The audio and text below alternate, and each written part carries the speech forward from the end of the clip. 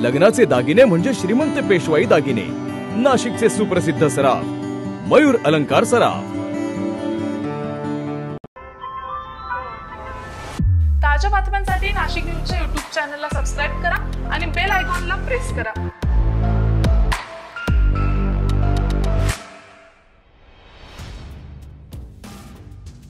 समोर स्क्रीनवर दिसणारे हे दृश्य मन विचलित करू शकतात।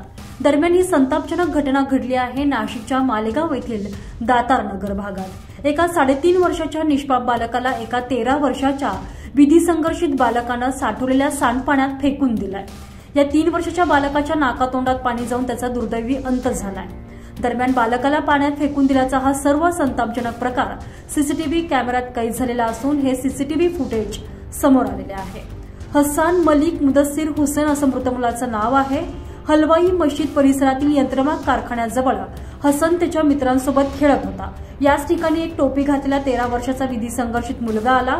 त्याने हसनला उचलून घेतलं आणि समोरच्या सांडपाण्यात फेकून दिलं आणि तो मुलगा त्या ठिकाणाहून पळून गेल्याचं देखील सीसीटीव्हीत कैद झालेलं आहे।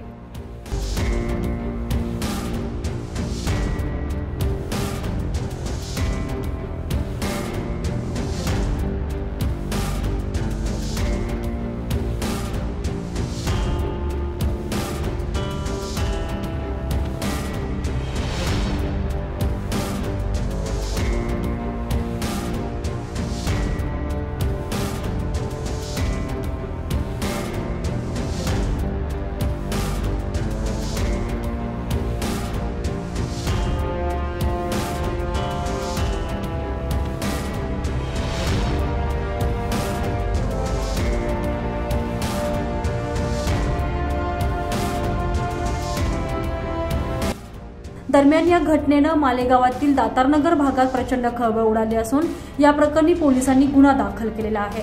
तसेच पोलीस सीसीटीव्हीच्या आधारे या विधी संघर्षित बालकाचा शोध घेत आहेत। तुषार ढेपले, नाशिक न्यूज, मालेगाव।